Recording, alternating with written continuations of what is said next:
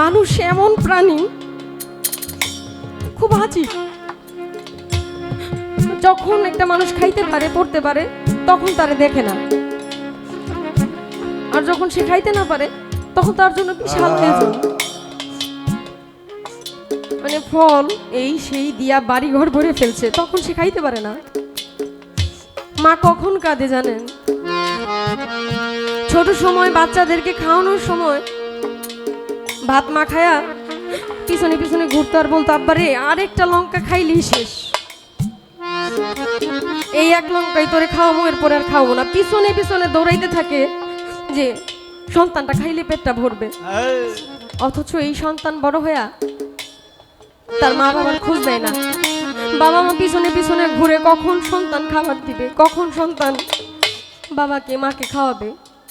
এই যে বন্ধু বান্ধব, এত আত্মীয় স্বজনের জন্য আপনি এত কিছু করতেছেন, আপনি মরতে দেরি হবে, টাকার ভাগ করতে দেরি হবে না। আরে অনেক অনেক পরিবার আছে যারা টাকার জন্য কবর দিতে দেয় না, উপরে রাখে, মাটির উপরে রাখা বলে আগে ভাগাভাগি হোক, এরপর কবর দিবে কোথায় এটা নিয়ে ঝামেলা হয়।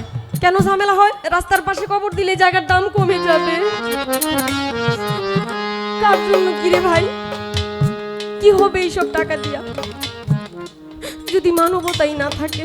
এই করোনা যে হইল, মনে আছে আপনাদের?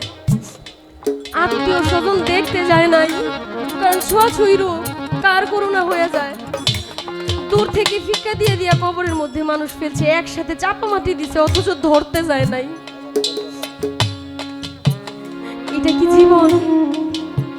এটা কি জিন্দেগি? এটাই কি সারা জীবনের পরিশ্রমের ফল? আমি চলে গেলে, আমি মরে গেলে আমার কবরটা 6 বছরে 6 মাসে একদিন কেউ ঝাড়ু দিতে যাবে না, বাঁশঝাড়ের পাশে আমাকে রেখে দিবে।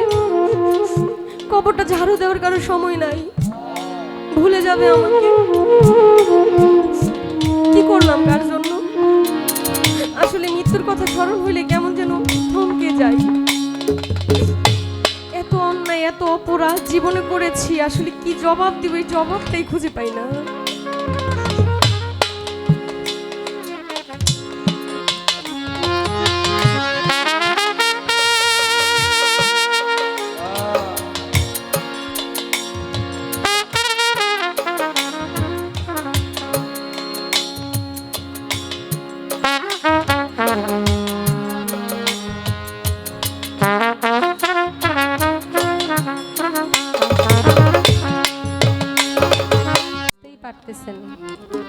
কত অসংখ্য মানুষ পানির সাথে ভেসে যাচ্ছে।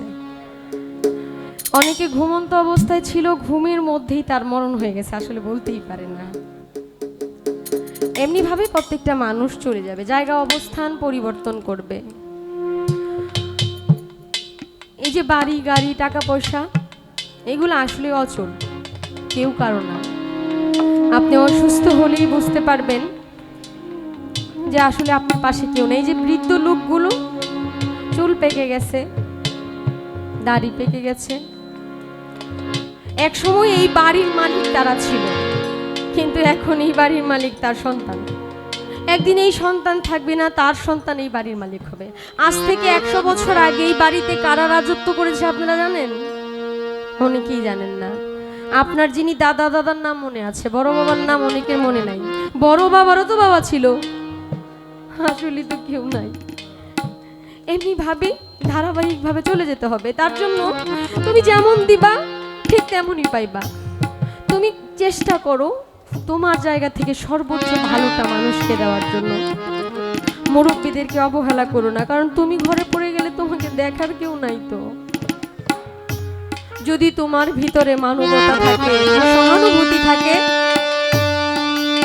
তবেই তুমি মানুষের কাছ থেকে ভালোবাসা পাবে, এটাই সত্যি কথা। সেই জায়গা থেকে আমার একটি গানটা আমার অনেক বেশি ভালো লাগে, কারণ আমার মনে হয় এই যে গত 2 দিন ধরে ফেসবুকে একটা বাচ্চার ছবি দেখছেন না আপনারা? বাচ্চাটা উপরের দিকে তাকায় আছে, একটা গাছ পিছনে পুরাই পানি, ওর চোখের দিকে তাকায় আমার মনে হলো আমি ছোটবেলা থেকে এমন একটা পরিবেশের মধ্যে বড় হয়েছি, আসলে আমার আশেপাশে কেউ ছিল না। ওই বাচ্চাটাকে যেরকম মানুষ দেখে মায়া লাগলো বা কোনোভাবেই মিডিয়ার সামনে আসলো, এরপর কিন্তু তাকে উদ্ধার করা হয়েছে। ওর মা বাবা কেউ কিন্তু বেঁচে নাই।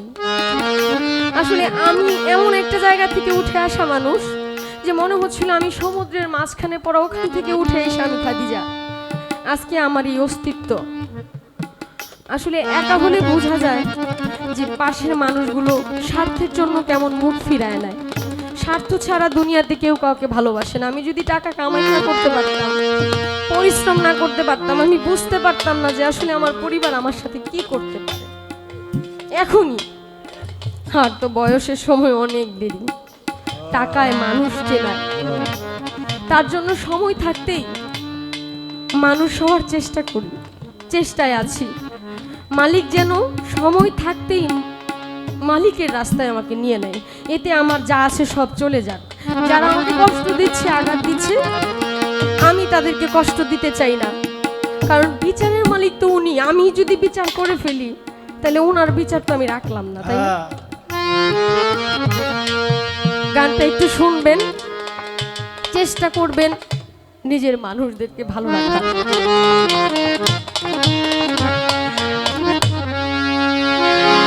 বাড়ি গাড়ি টাকা করি, হবে একদিন বিশ্বের বড়ি। বাড়ি গাড়ি টাকা করি, হবে একদিন বিশ্বের বড়ি।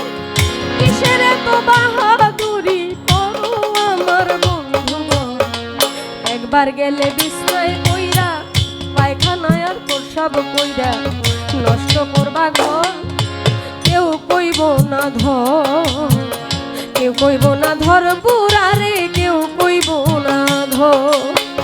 বাড়ি গাড়ি টাকা করি, হবে একদিন বিশ্বের বড়ি। বাড়ি গাড়ি টাকা করি, হবে একদিন বিশ্বের বড়ি।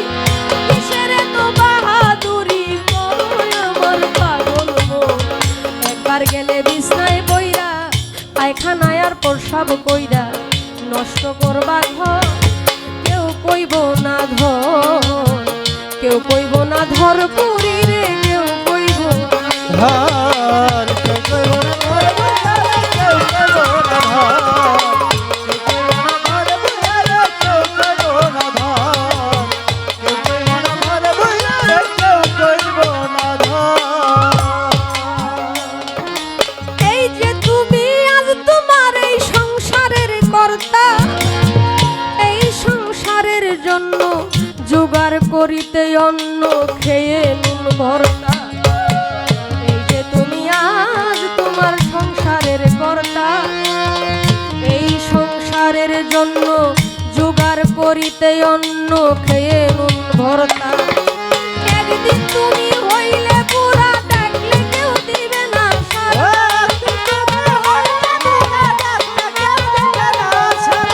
একদিন তুমি হইলে পুরা, ডাকলে কেউ দিবে না সাড়া। হাতের একটা লাঠি ছাড়া সবাই সেদিন হবে পর।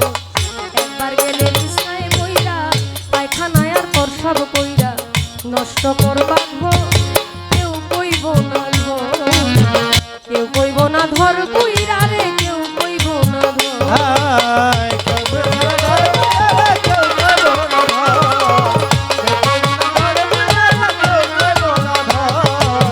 কেউ কইব না ধর, কেউ কইব না ধর। এই যে তোমার বন্ধু বান্ধব আত্মীয় স্বজন, পুত্র কন্যা ঘরের নারী, নাতি পুতি বলিহারি যত,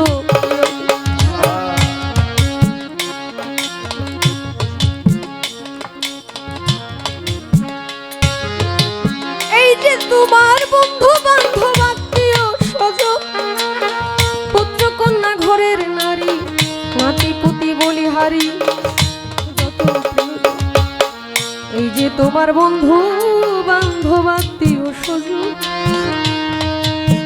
পুত্র কন্যা ঘরের নারী, নাতি পুতি বলিহারি যত, যে যার স্বার্থে শেষে নাচবে, তুমি মরলে সবাই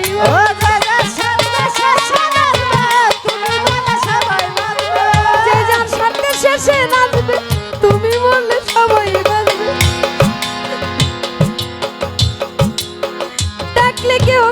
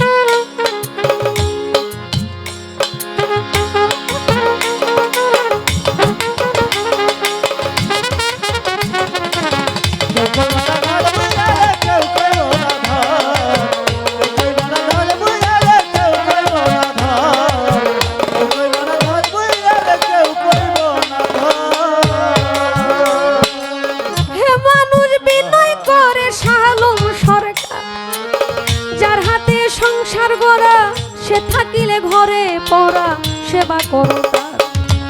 হে মানুষ বিনয় করে শাহালম সরকার, যার হাতে সংসার করা সে থাকিলে ঘরে পড়া সেবা করো। তার সেবা না করিলে তুমিও ঘরে পড়ি